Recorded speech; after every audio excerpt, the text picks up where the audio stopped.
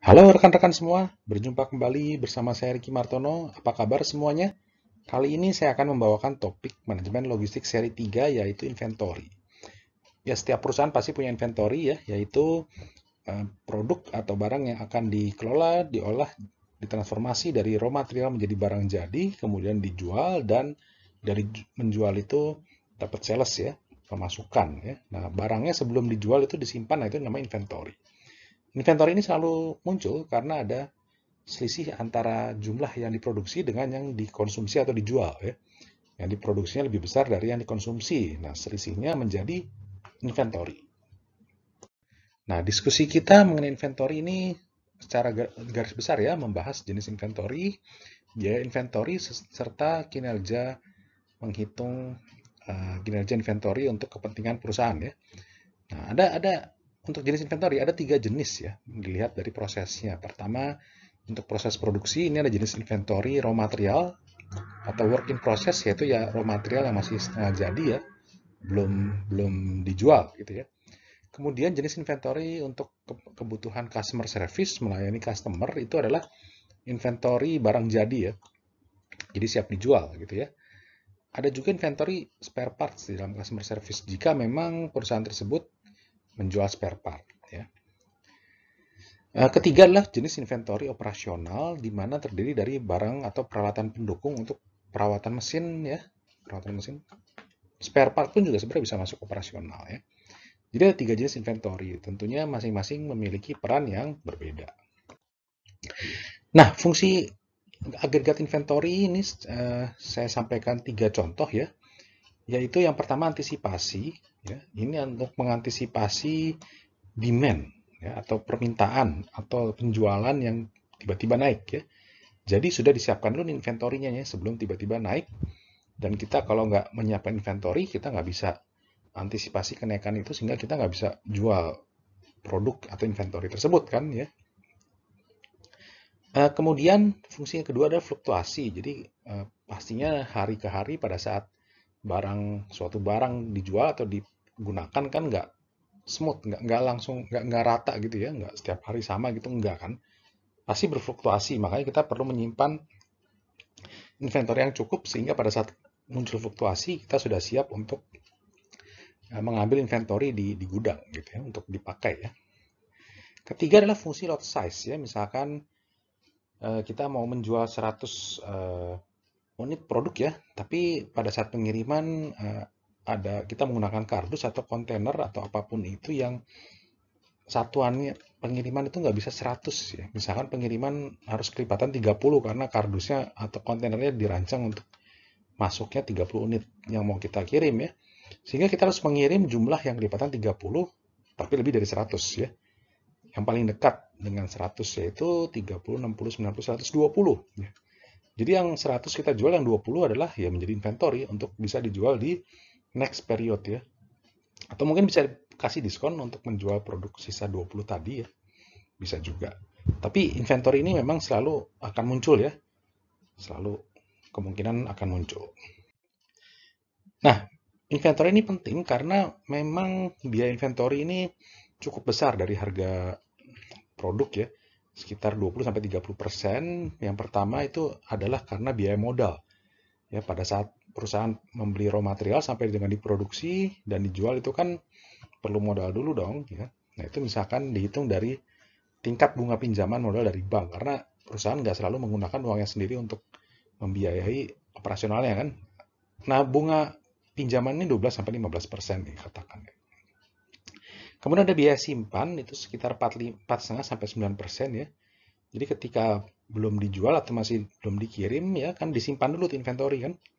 Ada biaya asuransi, risiko kerusakan, kehilangan ya. Nah, itu biaya simpan. Ketiga ada biaya pesan sekitar 3,5-6%. Misalkan adalah proses order, entah blanket atau otomasi. Kemudian pada saat barang diterima kan kita quality control dulu ya. Nah, itu sehingga total biaya inventory itu mencapai 20-30%. Makanya harus kita kelola dengan baik dan benar. Di mana pengelolaan ini kita menggunakan kinerja inventory sebagai ukuran ya. Kinerja inventory yang pertama, inventory turnover.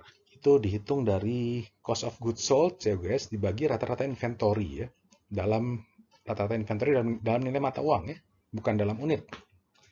Contohnya jika COGS perusahaan komputer 12 juta ini dalam setahun, rata-rata inventory per bulan 1 juta. Maka inventory turnover 12 dibagi 1 juta, yaitu 12 kali dalam setahun turnover. Ya, jadi begitu komputer itu misalkan dikirim ke pusat perbelanjaan tanggal 1 gitu ya, maka dalam setahun ada 12 turnover, jadi rata-rata sebulan 1 kali turnovernya ya, 12 dalam setahun, atau kalau dibagi 12 bulan jadi sebulan 1 kali. Jadi misalkan komputer dikirim ke pusat perbelanjaan tanggal 1, maka tanggal di akhir bulan itu sudah terjual.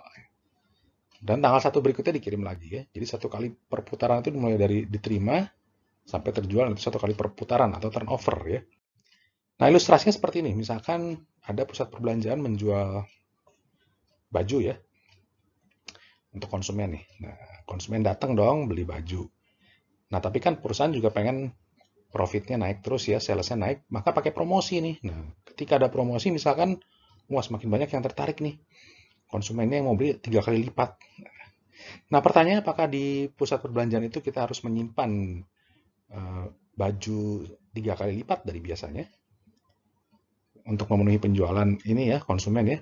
Jika iya, kita harus menyimpan sebanyak 3 kali lipat, maka kita butuh ruang penyimpanan di pusat perbelanjaan 3 kali lebih luas ya.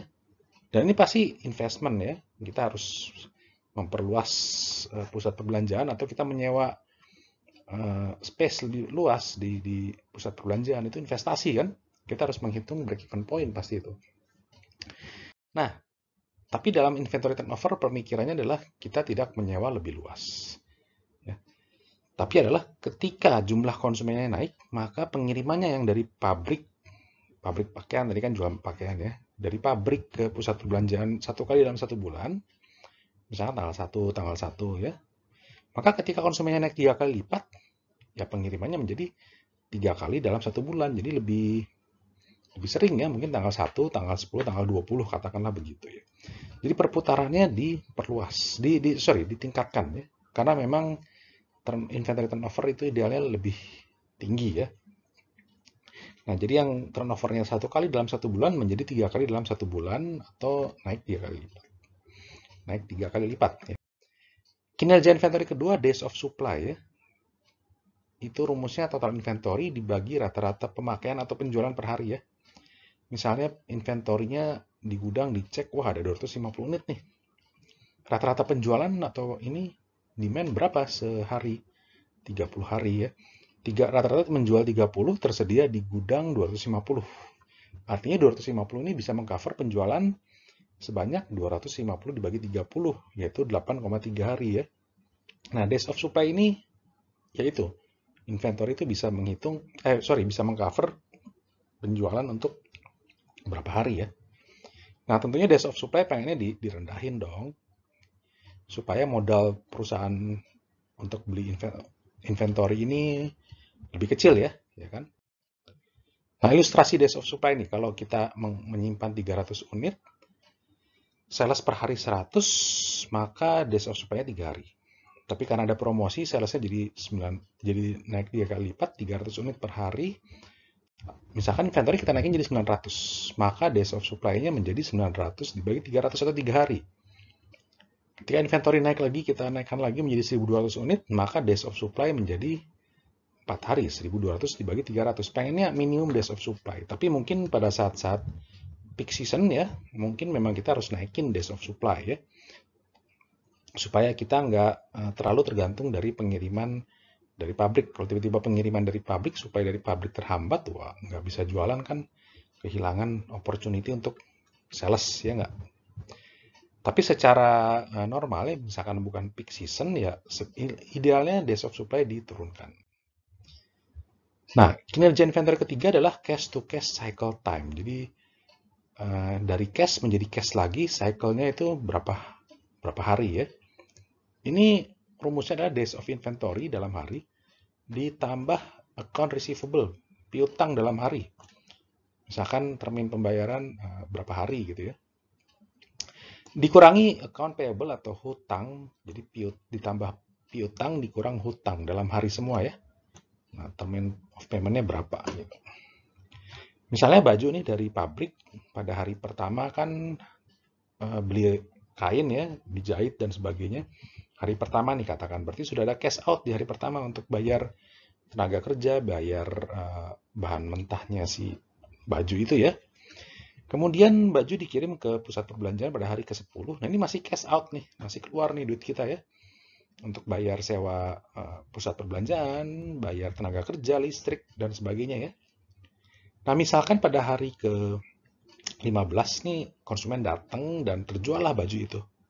Jadi cash in-nya di hari 15. Jadi dari cash out pertama kali sampai kita dapat penghasilan itu 15 hari. Nah, ini artinya ini ilustrasinya nih, cash to cash cycle time-nya 15 hari. Mulai dari out sampai in ya. Nah, berapakah cash to cash cycle time untuk si pusat perbelanjaan itu?